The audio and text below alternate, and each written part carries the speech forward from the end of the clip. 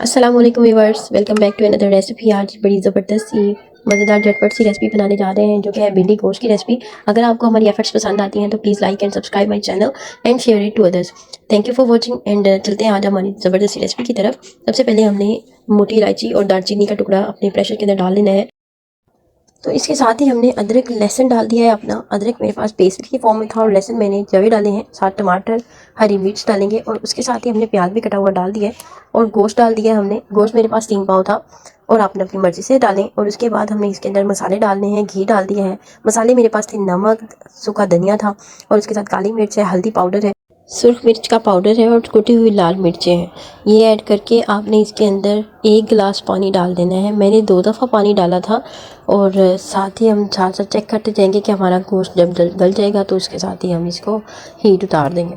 तो हम इसको अच्छे तरीके से मिक्स कर लेते हैं। मिक्स करते हुए इस बात का ख्याल रखिए कि हमारा जो गोश्त है वो अच्छे तरीके से धुला होना चाहिए और गोश्त का जो ब्लड है वो अच्छे तरीके से आपने जो है साफ़ पानी से 7 से 8 दफ़ा धो लेना है। 10 मिनट के लिए वेट पर रखें और वेट लगाने के बाद मैंने दूसरा स्टेप करना शुरू कर दिया। वो है हमारा जी, हमने भिंडी ले लेनी है। भिंडी को आपने दोनों साइडों से काट कर उसका मतलब कि टेल और हेड दोनों काट लेने हैं और उसको घी में तलने के लिए छोड़ देना है। इसकी लेस ख़त्म हो जाए, जल्दी ख़त्म हो जाए, इसके लिए मैंने एक पूरा लेमन लिया है। लेमन के जूस को मैंने कढ़ाई के अंदर निचोड़ लिया भिंडियों के ऊपर और इसको मैंने अच्छे तरीके से स्टिर फ्राई कर लिया है। चम्मच चलाते हुए इसे फ्राई कर लें। भिंडियों को धोकर अच्छे तरीके से आपने इनका पानी निचोड़ लेना है। अगर आपको बहुत ज़्यादा जल्दी है और आपके पास टाइम नहीं है तो आप क्या कर सकते हैं कि भिंडियों को धोने के फ़ौरन बाद खाली कढ़ाई के अंदर, जिसमें आपने घी नहीं डाला होगा, जिसमें आपने तेल नहीं डाला होगा, उसके अंदर आपने डालते ही इसको जो है वो फ्राई कर लेना है बिना किसी भी तेल वगैरह या घी के।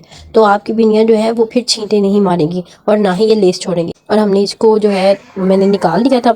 मुझे यहाँ पर गोश्त थोड़ा सा गला हुआ नहीं लगा तो मैंने इसको फिर से 10 मिनट की हीट लगा ली थी। आधा गिलास पानी मज़ीद डाला था और इसको मैंने और हीट लगवा के इसका गोश्त गला लिया था। और आप अपने इलाके के हिसाब से इसको गलाने के लिए जितना पानी यूज़ करते हैं उतना आप डालें। तो जी यहाँ पर माशाल्लाह से फिर से देखिए कि यहाँ पर खुशबू आने लग गई। तो मैंने इसके अंदर फिर से गरम मसाला डाला है। गरम मसाले का पाउडर मैंने ऐड करने के बाद इसको मैंने तकरीबन 10 मिनट के लिए दम पर रखा था। और जब इसका घी साइड आने लग गया तो इसके अंदर मैंने अपनी जो तली हुई भिंडियाँ थी वो मैंने ढक कर रखी थी। और ढक कर रखने का मकसद ये था कि इसका जो कलर है वो फेड ना हो जाए। तो उसको मैंने अंदर ऐड कर दिया और तकरीबन 5 मिनट मैंने मज़ीद इसको दम पर रखा। जैसे जैसे आपने इसको बिल्कुल लो फ्लेम पर रखना है, दम वाली फ्लेम पर।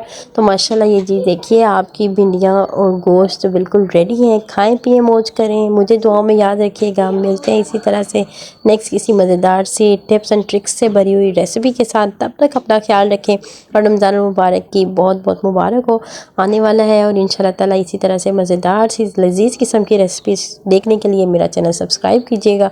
अल्लाह हाफिज़।